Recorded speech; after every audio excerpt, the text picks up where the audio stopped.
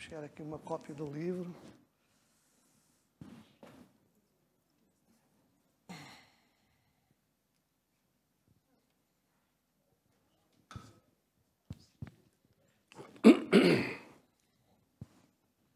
Já está ligado.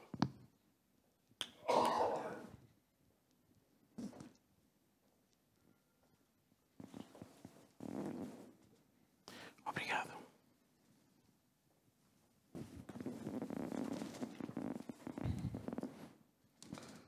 Sr. Embaixador Bendito Santos Freitas, Sargento-Coronel Bernardino, apenas breves palavras de boas-vindas a esta fundação que também tem tido alguma correspondência, chamemos-lhe assim, correspondência no verdadeiro sentido do termo, de nos aproximarmos de Timor, porque já aqui tivemos curso de formação, temos um protocolo com o Ministério da Justiça, a Fundação Rui Cunha, e liga-nos algo a Timor. É, portanto, um prazer receber-vos aqui e podermos, enfim, dar divulgação a esta obra, que certamente vai ter muito interesse, como pela explicação que já tivemos a oportunidade de trocar algumas ideias. Queria também dizer que, em nome do Dr. Rui Cunha, que também esteve em Timor a servir no passado, e lhe quero dar as boas-vindas em nome dele e agradecer a todos os presentes pela vossa presença aqui e muito obrigado mais uma vez. Obrigado.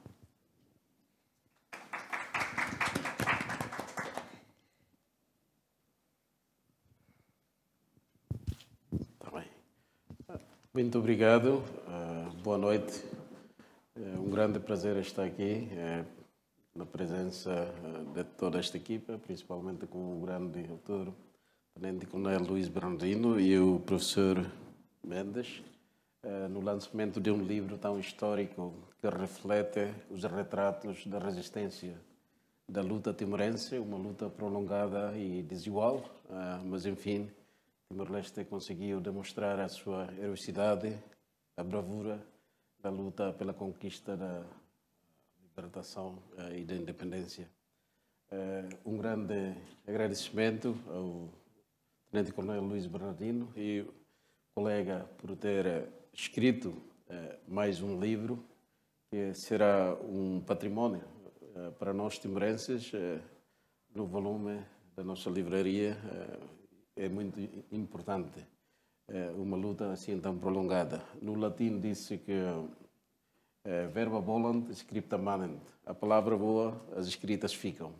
Portanto, este livro é para nós um documento histórico, especialmente para a nova geração poder aprender melhor a forma pela qual os grandes heróis lutaram pela independência. Timor-Leste mereceu este privilégio de conquistar a sua independência e, claro que com muita ajuda de Portugal, na agenda da ONU e demais outras atividades.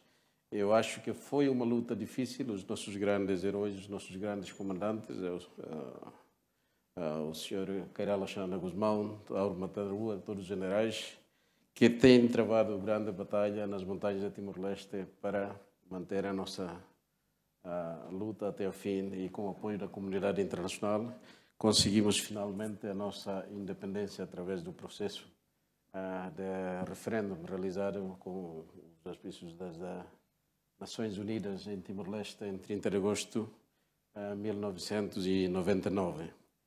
Após a administração, durante o período da administração transitória das Nações Unidas, eram momentos muito importantes na formulação de um Estado, na construção do Estado, na situação pós-conflito, portanto, intervenientes de várias partes contribuíram para o fortalecimento das políticas, a definição das instituições e, no caso da defesa, é uma área muito importante, que Timor-Leste surgiu de uma guerrilha para as forças de defesa. É uma transformação muito profunda, muito importante. São heróis que não foram treinados em academias militares, mas travaram lutas durante 24 anos e foram determinantes nesta luta. Nós queremos agradecer mesmo ao professor, ao Tenente Coronel Luís Bernardino, por esta grande obra. E eu, aqui numa página que li, eu acho que esta página já reflete o nosso pensamento, os nossos agradecimentos de Timor-Leste, principalmente aqui na página 39. Eu vou ler um pouco.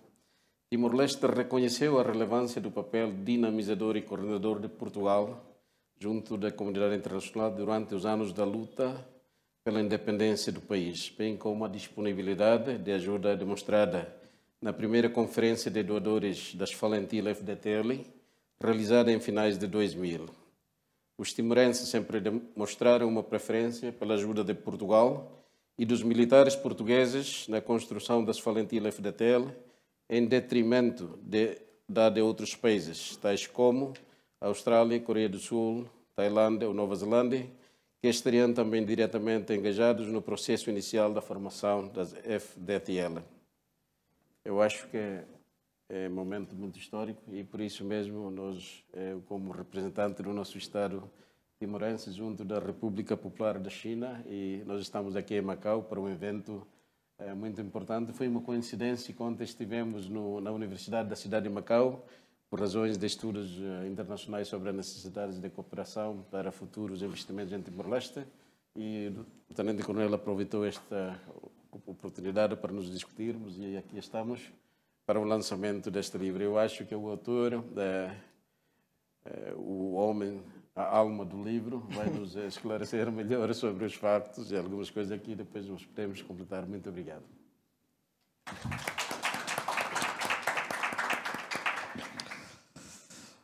Sr. Embaixador da República de Timor-Leste na China, muito obrigado pelas suas palavras. Agradeço também desde já a disponibilidade pronta que mostrou para estar aqui ao meu lado, que muito me honra. Portanto, é um prazer para mim estar ao seu lado nesta apresentação do livro aqui em Macau.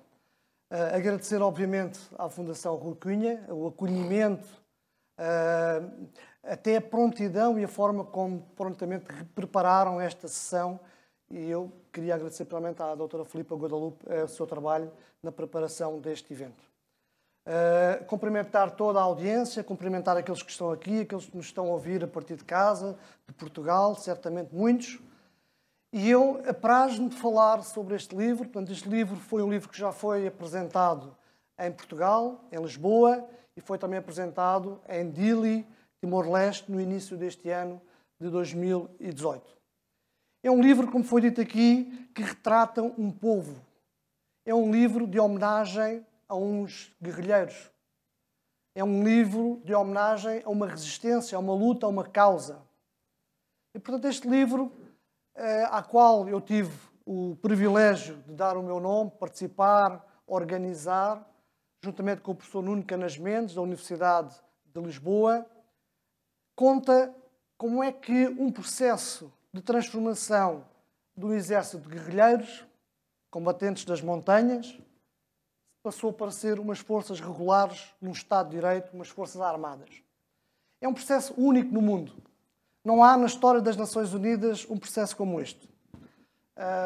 E é um processo que congregou vários países, já foi aqui dito, a Austrália, envolveu a Nova Zelândia, Portugal teve efetivamente a liderança neste processo, mas houve uma comunidade internacional que se mobilizou para esta causa. Eu recordo-me, constantemente nós tínhamos jornalistas connosco. Portanto, o mundo estava atento. O mundo queria saber como é que os guerrilheiros que viveram 24 anos nas montanhas teriam condições para se transformar numas forças armadas. Isso foi visível logo nas primeiras semanas de janeiro de 2001, em que o processo de seleção dos 1.700 guerrilheiros que estavam acantonados em situações muito difíceis em Arleu se prontificaram para, através deste processo de seleção, serem selecionados 650 militares que foram o embrião das Forças de Defesa de Timor-Leste. E, portanto, iremos ver algumas fotografias ao longo desta apresentação, mais para o final. Iremos ver nessa cerimónia, que é uma cerimónia mítica, aconteceu em 29 de janeiro de 2001 em Arleu, em que marca, por um lado, a extinção das Falentil. Portanto, foi a última cerimónia em que as Valentil tiveram formadas e, ao mesmo tempo, mostra um conjunto de militares que, a partir desse momento, passaram a ser os soldados das Forças de Defesa de Timor-Leste. E, portanto, há uns militares formados numa linha da frente, 650, e depois há uns 1000 que estão na parte de trás, à civil, que foram aqueles que foram desmobilizados e reintegrados na sociedade. E, portanto, esse é um processo também novo e inédito. Um processo de seleção, um processo de reintegração, um processo de formação de umas Forças Armadas. E a partir desse momento começámos um processo de treino, de educação, de treino militar. E toda a liderança das Valentil estava envolvido desde o início deste processo. Portanto, nós tínhamos treino militar com os líderes, com os guerrilheiros. E eles estavam perfeitamente integrados naquilo que seria, ou que representava para eles, um sentimento de defender os seus direitos de uma forma diferente. Eles já não queriam ser guerrilheiros. Eles queriam defender a sua pátria como soldados. E isto faz toda a diferença. E por isso é que este processo é inédito no mundo. Porque para além do processo militar, físico, de preparação, de treino, há um processo de identidade. Há um processo de mindset, como se diz em termos em ingleses. Portanto, houve que mudar um paradigma. E um paradigma que começava dentro da cabeça de cada um destes homens. Portanto, cada um destes militares que teve 20, 25, mais ou menos anos nas montanhas a combater, na clandestinidade, teve que se jurar defender a sua pátria de uma forma diferente. E a forma como eles escolheram foi, nesta primeira fase, dedicar-se à instrução básica, militar, de formação de direitos militares, de doutrina, de marchar, de situações de um soldado normal. Isso foi Aileu, foi a primeira fase.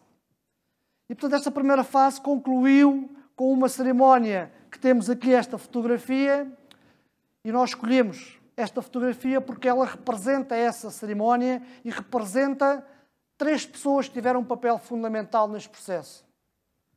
O embaixador Sérgio Vieira de Mel, portanto, o homem da UNTAED que apoiou desde o início a formação das Forças de Defesa de Timor-Leste.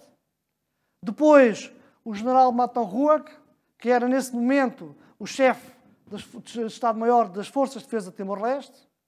E depois, e agora Primeiro-Ministro, e, portanto, um papel relevante ao serviço da política e do Estado de Timor-Leste. E depois, de costas para a figura, o, na altura, Coronel Ler, foi a patente mais graduada que naquela altura foi atribuída, que atualmente é o chefe de Estado-Maior-General das Forças de Defesa de Timor-Leste. Portanto, esta fotografia simboliza, naquele momento, Aileu 2001, um conjunto de pessoas que se dedicaram a uma causa e que quiseram, nesta cerimónia e naquele simbolismo, representar toda esta mudança de paradigma. E, portanto, o livro fala disto. O livro fala de um processo de transformação. O livro fala sobre um processo de transformação que decorreu em 2001. Está escrito em 3 línguas, para facilitar os nossos colegas, amigos da língua inglesa, para poderem perceber como é que este processo aconteceu. Está escrito, obviamente, em teto, porque isto é também dedicado para a juventude de Timor-Leste, é dedicado para os timorenses, para conhecerem também e perceberem, nesse momento da sua história, a importância destes acontecimentos.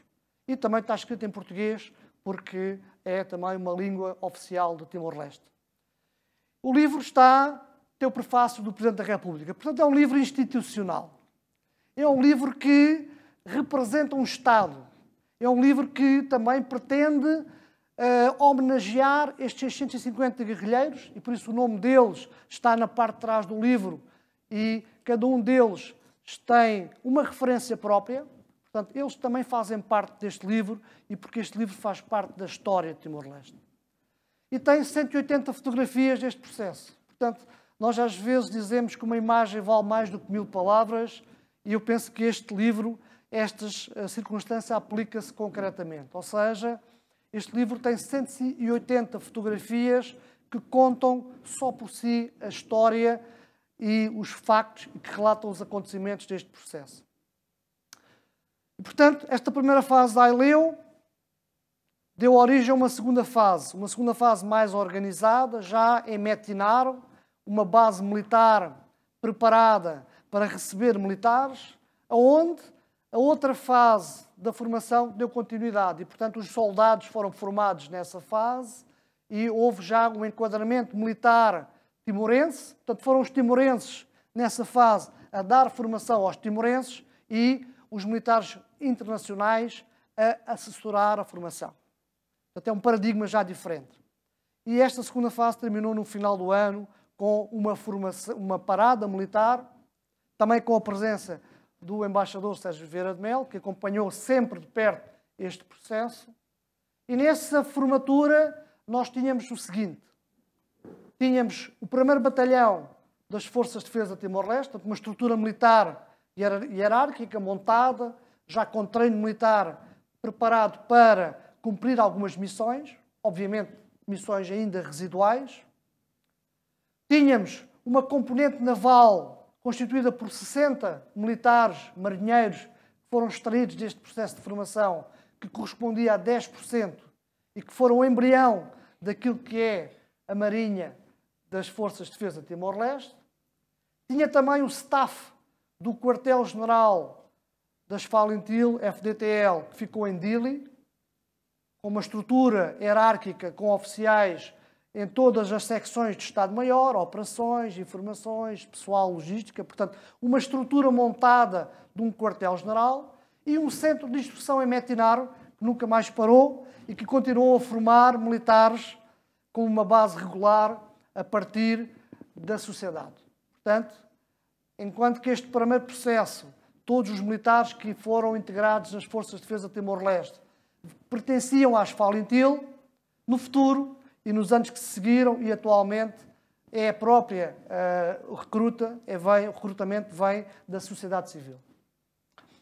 Eu queria aqui só deixar também espaço para o debate, para a discussão, mas permitem-me que saliente 3 ou 4 aspectos ligados essencialmente à minha experiência pessoal e àquilo que eu vivi. E o que eu vivi está também ligado àquilo que os timorenses quiseram mostrar e quiseram viver. Houve um comprometimento, houve um exemplo de um conjunto muito grande de pessoas, de uma sociedade, que quis mostrar ao mundo que era capaz de transformar-se, era capaz de aceitar um conjunto de circunstâncias para se transformar num Estado. Ou seja, o que estávamos aqui a assistir, no contexto das relações internacionais, era ao nascimento de um Estado. E, portanto, o Estado tem vários pilares, não é? A segurança, a educação, a saúde e as Forças Armadas. E, portanto, este livro conta, e o que este processo retrata, é a formação desse pilar, que, curiosamente, apareceu ainda antes da independência, que a independência veio a acontecer só em maio de 2002, no ano, uns meses mais à frente. E, portanto, este pilar foi um pilar central e é ainda hoje um pilar central, porque a segurança é um pilar central em qualquer lugar do mundo e muito em particular em Timor-Leste. Porque sem segurança não há desenvolvimento. E é fundamental que as Forças Armadas possam contribuir com a segurança, instrumento desse desenvolvimento.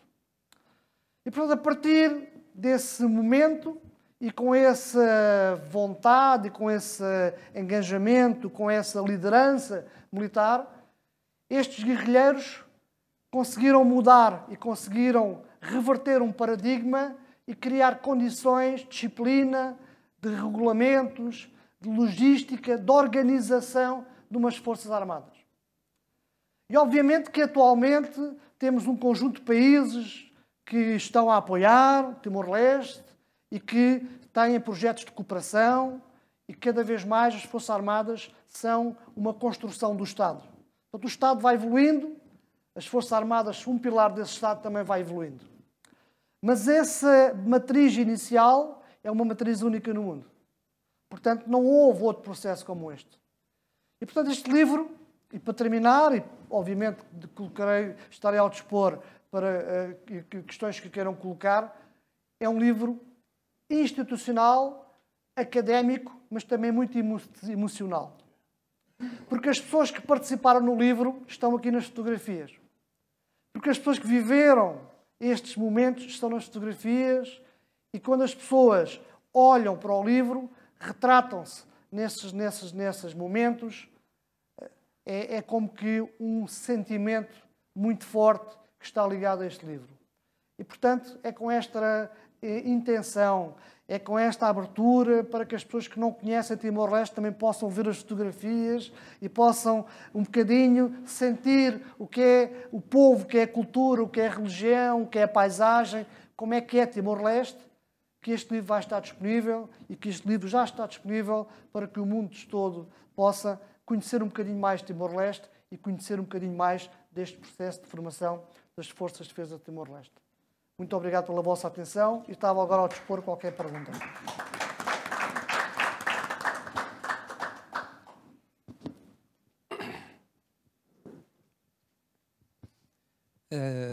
Muito obrigado.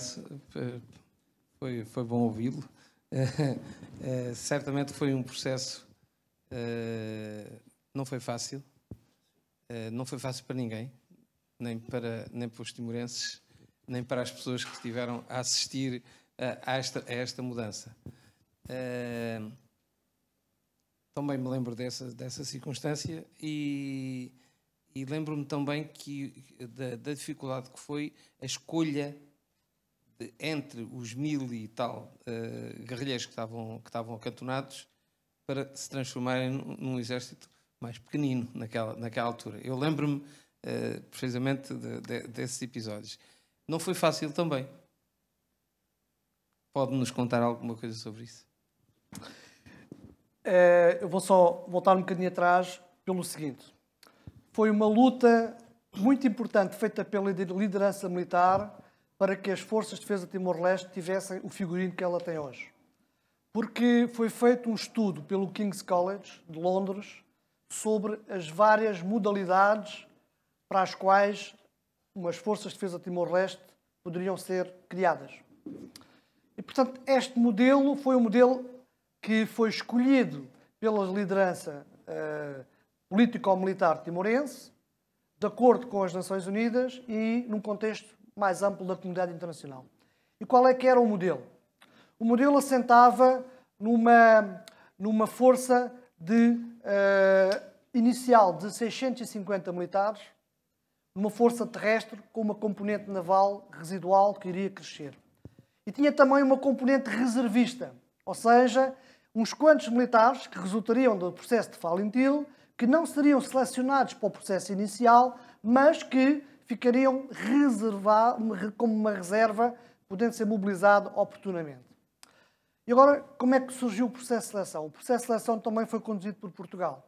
Portanto, veio uma equipa de Portugal, composta por médicos, composta por psicólogos, composta por elementos que fazem a seleção e que faziam a seleção em Portugal, e utilizámos exatamente os mesmos requisitos para, fazendo uma inspeção aos militares que estavam acantonados, propor aqueles que teriam mais condições e que estariam mais aptos a integrar um programa militar de treino. Obviamente que houve, da parte da liderança militar, alguns militares, alguns guerrilheiros, que integraram e que foram logo escolhidos, que seriam, obviamente, os líderes, ou que seriam, obviamente, também os chefes militares desse exército que estava a ser construído. Mas a matriz de seleção foi uma matriz feita em Aleu por uma equipa portuguesa que durou o mês de janeiro a entrevistar, a selecionar todos os guerrilheiros que estavam e a escolher aqueles 650 que estariam mais aptos para iniciar o processo de seleção. Isto agora só uma curiosidade, que também é uma curiosidade, está no livro, que é o seguinte. A média de idades era 45 anos. Estão a ver o que é iniciar um programa de treino onde a média de idades é 45 anos? É uma coisa única. E havia pessoas a iniciar o programa de treino com 60 anos. E, portanto, ou seja, é uma circunstância muito diferente e única. Portanto, o processo de seleção também teve que ter em conta todas estas questões. Portanto, os militares tinham que ter alguma condição para fazer um treino básico militar, mas também tinham que ter uma ascendência de liderança. Também tinham que ser... Porque nós queríamos construir umas forças armadas que fossem um espelho das Falentil. Portanto, não poderíamos de maneira nenhuma abdicar dos líderes das Falentil e esses líderes não servirem para as forças de defesa de Timor-Leste. Portanto, os líderes das Falentil transformaram-se em comandantes das forças de defesa de Timor-Leste depois deste processo. E, portanto, eu diria que foi uma conjugação de vários fatores.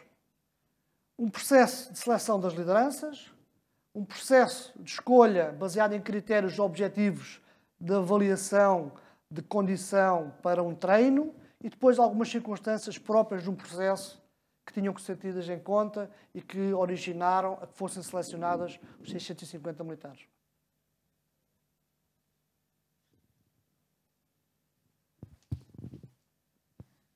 Eu gostaria de saber como é que se chegou a esse número de 650. Será que foi um número que foi imposto ou será que desses 1000 e não sei quantos, só 650 é que estavam aptos para integrar essa nova força de defesa? Muito obrigado pela sua pergunta, muito pertinente, porque vem ligar àquilo que eu estava a falar sobre o tal estudo do King's College. Porque o estudo do King's College advogava que eram 1.500 militares, uma força, e mais 1.500 reservistas.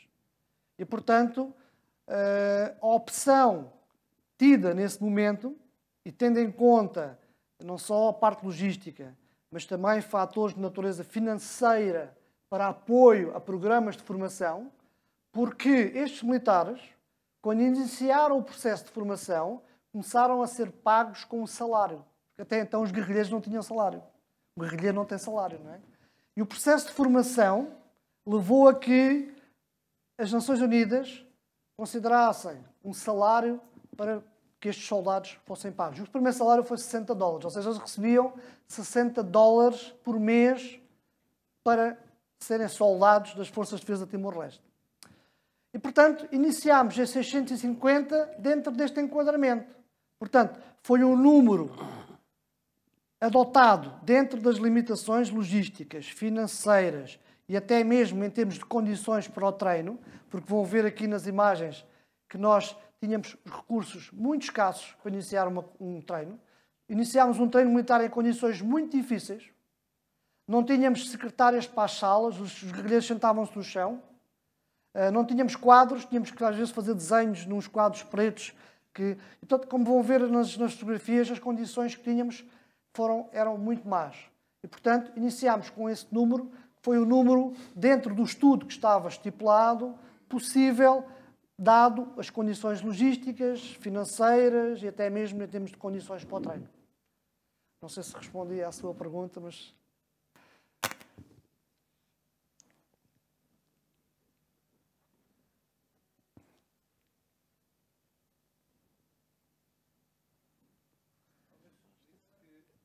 Acho que há uma pergunta lá atrás ainda, depois podíamos passar aqui às fotografias, eu vou comentando. É evidente que isso foi uma opção política do Estado timorense, mas eu queria saber se efetivamente desses milhares de guerrilheiros foram escolhidos, portanto, cerca de 600, se eu percebi, ou 1.600? 650. 650. Qual foi depois a reação daqueles que não foram escolhidos e a repercussão que tiveram na sociedade civil? Tanto quanto me parece e que me recordo, o tempo voa, acho que houve algumas reações por parte das Falentil. Não sei se estarei certo, o tempo já se passaram 15, 16 anos, a minha memória de facto é curta. Portanto, as reações das Falentil àqueles que não foram escolhidos. Eu posso fazer um primeiro comentário e depois eventualmente o Sr. Embaixador pode complementar. Mas o que se passou na realidade foi o seguinte.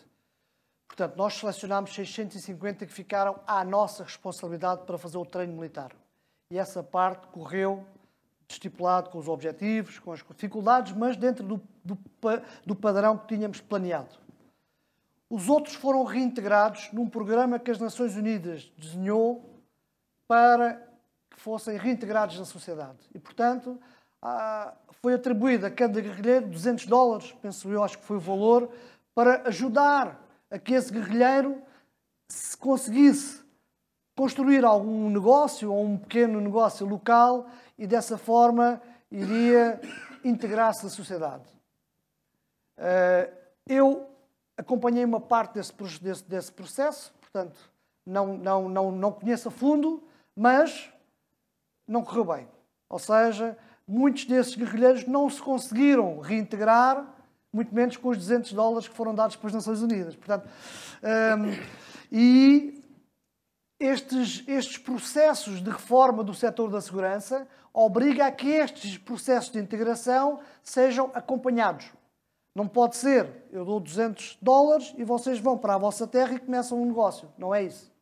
E, portanto, o que faltou, eventualmente, terá sido um projeto melhor estruturado, mais dilatado no tempo, com acompanhamento, para que estas pessoas que passaram 24 anos na guerrilha a combater, pudessem também mudar a sua mentalidade e também ter condições para se integrar na sociedade. E eu penso que essa parte não correu tão bem. Mas isso o Sr. Embaixador pode complementar e será até interessante ouvir a sua opinião. Muito obrigado. Eu acho que a explicação já era bastante suficiente.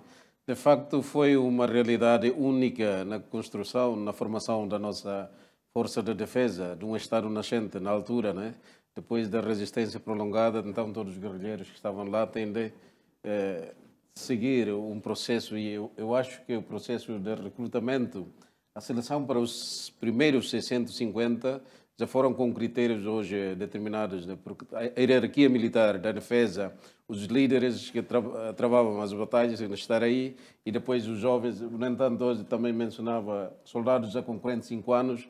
Isto está a refletir uma realidade única da nossa resistência, o papel dos nossos guerrilheiros, e como foi mencionado também, vimos de uma natureza não de academia militar, mas de guerrilheiros que por natureza própria combateram para a defesa da luta para a nossa independência, e foi de facto a primeira seleção, e depois a seguir houve outras seleções, e o governo em conjunto com o papel das Nações Unidas fizeram esta intervenção do programa da reinserção dos guerrilheiros, os que já estão com idade superior, outros que estão com deficiências físicas, para voltar à família, e outros continuam, os 650 foram o início, o núcleo da nossa Força de Defesa, para depois dar a continuação a seguir na força que nós temos até hoje.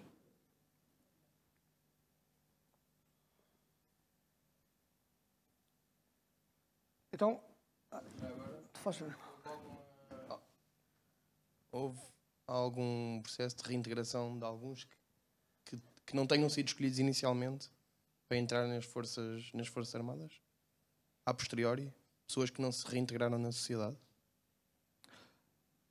Ou seja, o processo de formação, este que o livro aborda, é uma realidade em 2001 e, portanto, os militares que integraram foram todos das Falintil. Depois houve um processo continuado de formação das Forças de Defesa de Timor-Leste e, portanto, há processos de seleção e processos de seleção a partir de processos de candidatura de jovens que vêm da sociedade civil e que aceitam servir as suas Forças Armadas e que são também sujeitos a um processo de seleção e depois integram um programa de treino. E, portanto, atualmente já há uma sistematização, ou seja, já há uma conscrição e já há um processo de seleção normal para a integração de jovens, tal como acontece nos outros países do mundo, mas neste processo inicial, a fonte de recrutamento foram os guerrilheiros das Falintil. Está bem? Portanto, todos aqueles guerrilheiros que combateram e que deram, de alguma forma, alguns quase 24 anos, aqueles líderes mais antigos, esses integraram as Forças de Defesa de Timor-Leste, fizeram um processo de treino e depois, tal como o Coronel Ler está aqui, foram graduados num posto de coronel e passaram a ser, neste caso, chefe de Estado-Maior de umas Forças de Defesa de Timor-Leste, dentro de um Estado de Direito, com determinados critérios, responsabilidades integrados num paradigma completamente diferente. E isso é que é o interessante deste processo, e isto é que é novo na história das Nações Unidas e na história das relações internacionais.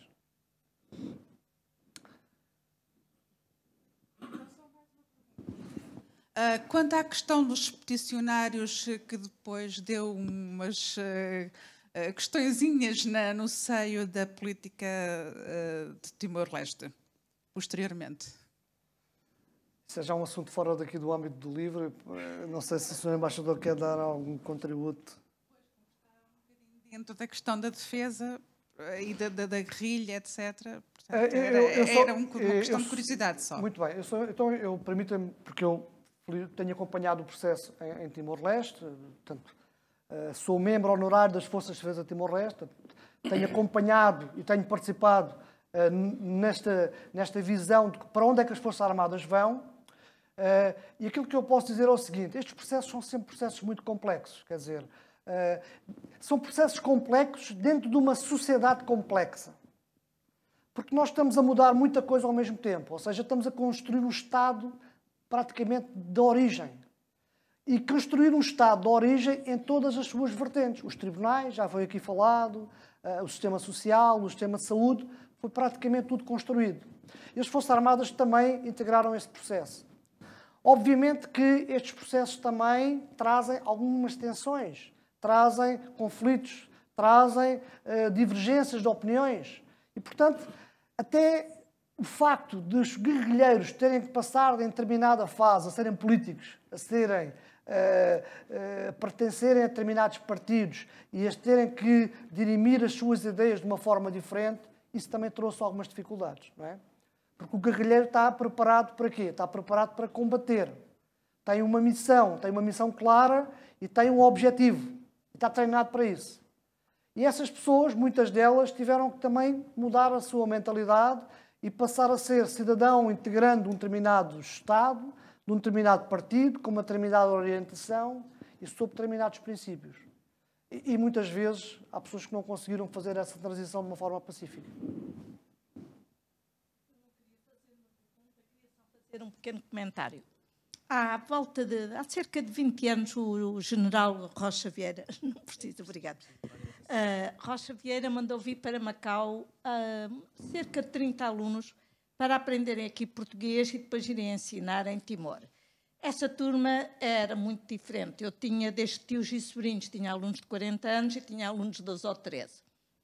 Faltavam imensas aulas, portanto eu compreendo perfeitamente a dificuldade da integração, porque mesmo para as aulas, eles tinham 8 horas por semana de português, tinham boas instalações para ficar, tinham uma alimentação ótima, que era da messe dos oficiais daqui de Macau, além de ainda terem 2.500 patacas que o general Rocha Vieira dava a cada aluno. E foi muito difícil eu conseguir que eles estivessem com atenção nas aulas e que eles conseguissem aguentar 2 horas por dia de português. Porque os mais velhos, muito bem, eu não tive problemas nenhuns, mas aqueles que já tinham andado na guerrilha e que não tinham 40 e tal, tinham 20 e tais, alguns já com algumas deficiências físicas, e que eu saiba eram das melhores famílias de Timor. Eu vi muito atrapalhada para os conseguir integrar, e foi preciso usar várias técnicas e vários métodos para que eles se integrassem e começassem realmente a ir todas as aulas. Porque eles faltavam imenso e não tinham um déficit de atenção muito grande. Portanto, eu compreendo perfeitamente, a adaptação é sempre difícil, seja onde for, e depois dessas condições, onde estão habituados a não terem horários, andarem de um lado, não, é sempre muito difícil. Era só isto que eu queria dizer. Ao treino militar não falharam, eles não falharam. Aí não falhou ninguém. Eu então propunha, se concordassem, portanto, vamos seguir algumas fotografias. Eu irei comentar algumas, outras serão, elas falam por si, não é? E depois, no final, se ainda se quiser colocar alguma questão, eventualmente ainda haverá mais algum tempo.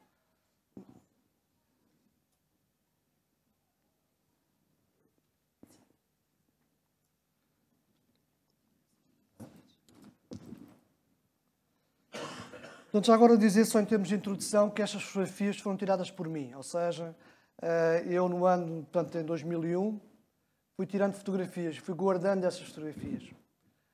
E, portanto,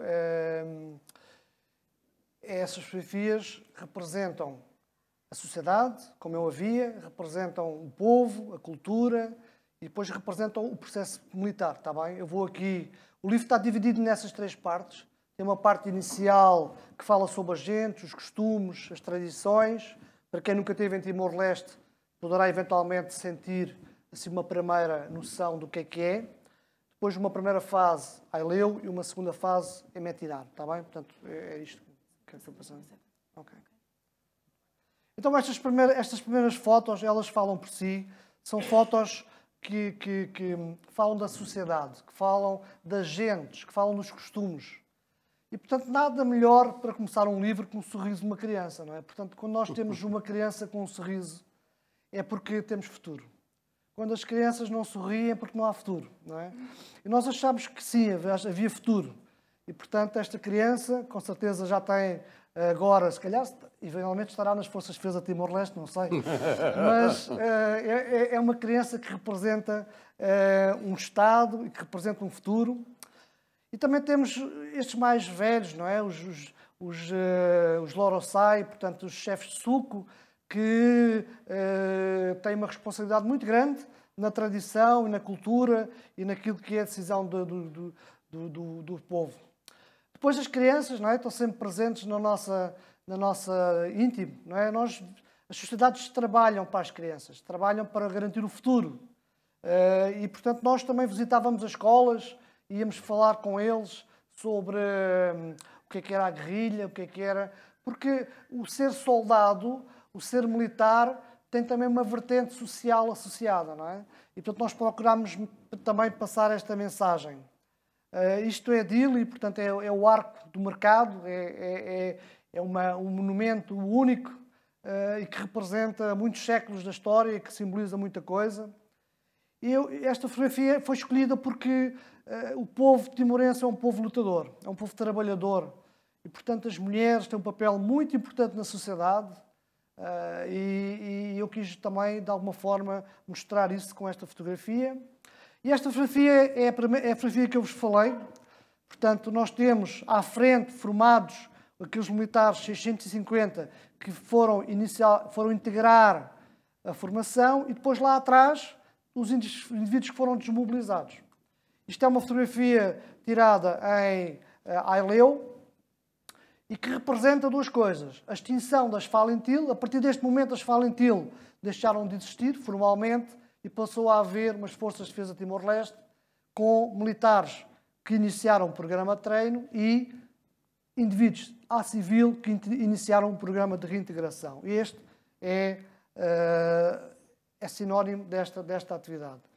E esta foto, atualmente, são todos generais. Ou seja, é a liderança das Forças de Defesa de Timor-Leste, que naquela altura era a liderança da guerrilha e que eram soldados. Portanto, este uniforme que eles estão a usar era o uniforme português que nós trouxemos e que distribuímos aos soldados para iniciar a formação. E eles aceitaram esse uniforme, e aceitaram as formaturas, e aceitaram as horas, os horários, e era uma disciplina.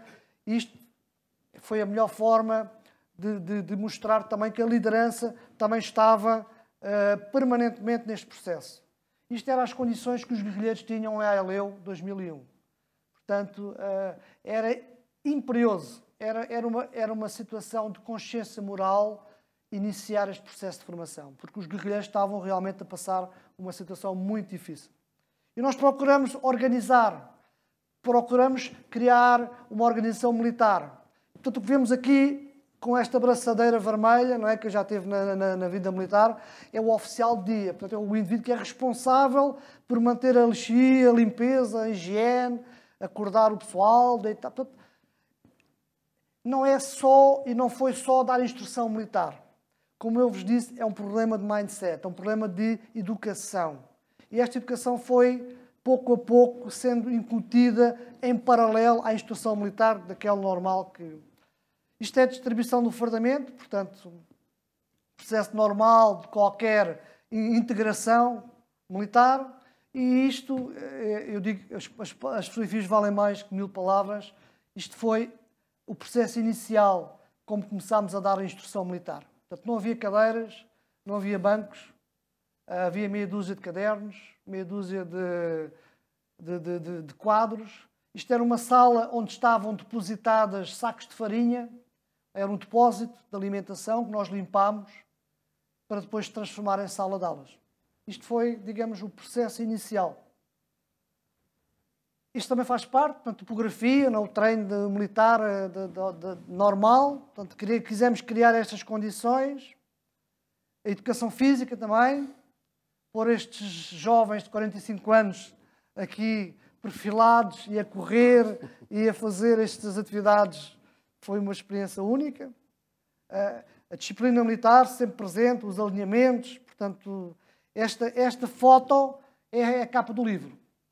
Como vocês podem ver, de uma forma mais ou menos, porque esta foto tem associado aquele aspecto da disciplina, não é? Nós olhamos para isto e isto não parecem guerrilheiros. E, no entanto, isto tinha um mês de formação. Mas se olharmos para isto, isto representa umas forças armadas de qualquer país do mundo.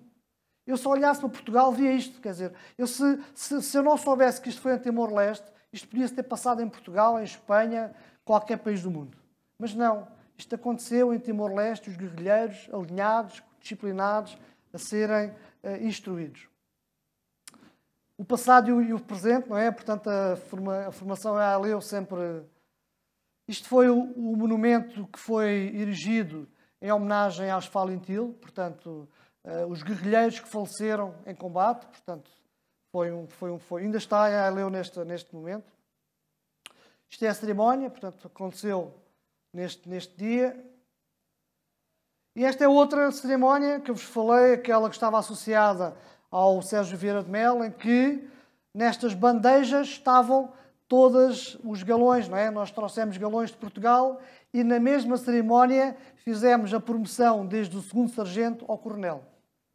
Portanto, isto também não há na história do mundo umas coisas destas. Isto é uma coisa sem paralelo, não é? Portanto, nós hierarquizámos as Forças Armadas, hierarquizámos os guerrilheiros em vários... Eles deixaram de ser comandantes e passaram a ser capitão, major, primeiro-sargento. E isto faz toda a diferença. Uma pequenina coisa, mas é tão importante. E isto foi feito... portanto, esta disciplina, o marchar, isto realmente é um processo... Temos aqui o Xanana Guzmão, que também... no seu papel não de Presidente da República, nem de líder da resistência, mas de fotógrafo. Portanto, ele quis de alguma forma participar deste processo. Este já vimos, esta foto. Isto é a segunda fase. Portanto, já uma formação mais estruturada, dentro de um centro militar, já com um programa mais orientado. E já com uma coisa muito importante... Peço atenção para este lado esquerdo, este militar que está de pé com uma boina verde, é instrutor timorense. Portanto, nós escolhemos, da liderança da primeira fase, uns quantos guerrilheiros que seriam os instrutores dos soldados da segunda fase. E, portanto, eram timorenses a ensinar timorense em português, timorenses a ensinar timorenses em português, e os assessores militares a acompanhar e a supervisar e a coordenar e a ajudar. Nós tínhamos connosco 6 professoras de português. Acho que é também um dado interessante. Desde a ALEU nós tínhamos 6 professores de português que diariamente davam aulas de português aos guerrilheiros e neste momento aos indivíduos que estavam a fazer a formação. Isto também foi um aspecto que ainda hoje se mantém. Portanto... E não tivemos reclamações, nem queixas, nem faltas. Este acortelamento é o acortelamento em Metinar. Portanto, foi um acortelamento construído com o apoio da comunidade internacional, grande parte da Austrália, que construiu uma unidade militar que ainda hoje está sediada, portanto, à saída de Dili, quem vai para Baucau, à direita, é o quartel de Metinar. Portanto, foi aí que aconteceu a segunda parte do treino, da formação das Forças de Defesa de Timor-Leste. 2001. Este quartel foi inaugurado em julho de 2001. Portanto, fizemos da transferência de Aileu para Metinaro uma marcha. Durou 2 dias. Os guerrilheiros todos a pé. Fizemos uma marcha a pé, com as mochilas, com as armas, com todo o equipamento e deslocámos de Aileu durante 2 dias até Metinaro e chegámos a Metinaro, ocupámos determinadas casernas e a partir daí todo o processo se desenrolou de uma forma... Faz favor. A construção destes edifícios foi feita por militares ou já existiam? Não, isto foi construído de raiz. Portanto, isto foi construído de raiz. Foi, portanto, feito com a orientação timorense, obviamente, feita com fundos da comunidade internacional, principalmente da Austrália, que construiu de raiz estes edifícios. E, portanto, digamos que tem um desenho de uma unidade militar. Digamos que tem um estilo quartel militar. Portanto, ou seja, tem umas casernas para os recrutas dormirem, salas de aulas, refeitórios. Portanto, era uma caserna. Porque em Aileu, os guerrilheiros que estavam a ter a formação estavam a alimentar-se dentro dos seus núcleos. Portanto, não havia uma alimentação concentrada. Portanto, eles já estavam divididos por grupos. Os mesmos grupos da guerrilha, os setores. Estavam organizados por setores. Mas aqui não. Aqui já obedecia a uma estrutura militar, já havia parada de manhã, já tinham responsabilidade para limpar os locais onde dormiam. Portanto, este paradigma também ajudou à mentalidade de soldado. Não é? Porque uma coisa é ser soldado e viver no campo, outra coisa é ser soldado e viver dentro de uma unidade militar. É completamente diferente. E nesta situação, ao meio, o símbolo é o símbolo das Forças de Defesa de Timor-Leste, que é o símbolo das Falintil, portanto, o meu símbolo permaneceu o mesmo e foi adotado como símbolo das Forças de Defesa de Timor-Leste. Estes 2 senhores foram os 2 primeiros capitães comandantes das companhias de formação.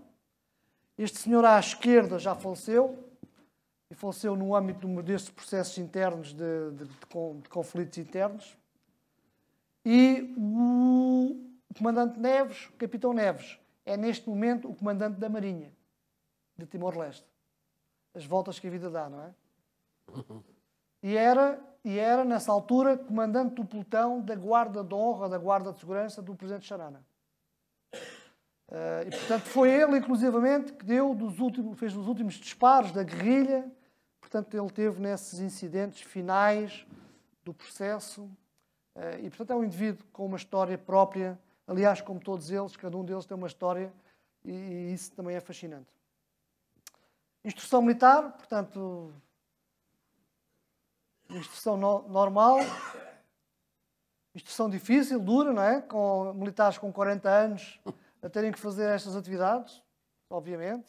Uma disciplina sempre presente, muito orgulho, porque os militares sentiam-se orgulhosos de pertencer a esta. E estamos a ver aqui uma formatura de treino de qualquer Forças Armadas de qualquer país do mundo. Quer dizer, se eu não vos dissesse que isto era em Timor-Leste, se calhar podia estar a passar num país aqui à volta, sem qualquer diferença. Começámos pouco a pouco a trazer equipamento de Portugal e a pedir apoio aos Estados Unidos, a pedir apoio à Nova Zelândia. Portanto, a partir daí houve uma dinâmica internacional em crescendo. Ou seja, começou a aparecer mais países a ajudar de outras maneiras e a comunidade internacional mobilizou-se mais e mais com recursos para apoiar esta transformação. E esta também, uma cerimónia que eu vos falei na minha intervenção, em que foi o final do período de formação, em que este símbolo foi apresentado como o símbolo do 1º Batalhão das Forças de Defesa de Timor-Leste, que ainda é hoje. E, portanto, os guerrilheiros, neste momento, eram soldados. Eram integrados num batalhão, que é uma estrutura militar própria, com regras próprias, com uma hierarquia própria, com uma disciplina própria, que, obviamente, está bem espelhada nesta imagem. Portanto, isto são tudo fotografias destas cerimónias de militares que foram, de alguma forma, reconhecidos pelo seu trabalho, pelo seu mérito, pelo seu esforço. E o treino era...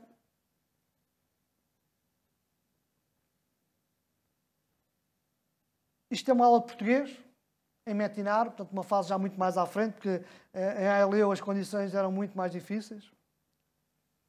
E isto é, eu queria terminar aqui, portanto, deixo esta imagem, porque esta imagem é a imagem que está e que estará sempre presente na Forças de Defesa de Timor-Leste, que é a imagem das Falintil. E por isso é que as Falintil estão presentes naquilo que é as Forças de Defesa de Timor-Leste, nos símbolos, nas pessoas, na ideia, na matriz. E ao centro está uma figura que não sei se conseguem identificar, Mata Rua, que é e que foi central neste processo e que é central na história da passagem das Falintil para as Forças de Defesa de Timor-Leste. Esta fotografia é de tempos anteriores ainda.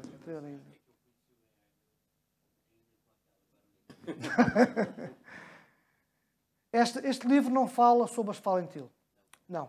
Este livro tem apenas esta foto para simbolizar a origem. Mas este livro não fala sobre as Falintil. Esta é a única foto das Falintil. Este livro fala sobre as Forças de Defesa de Timor-Leste. E, Sr. Doutor, não sei se alguém quer colocar mais alguma questão.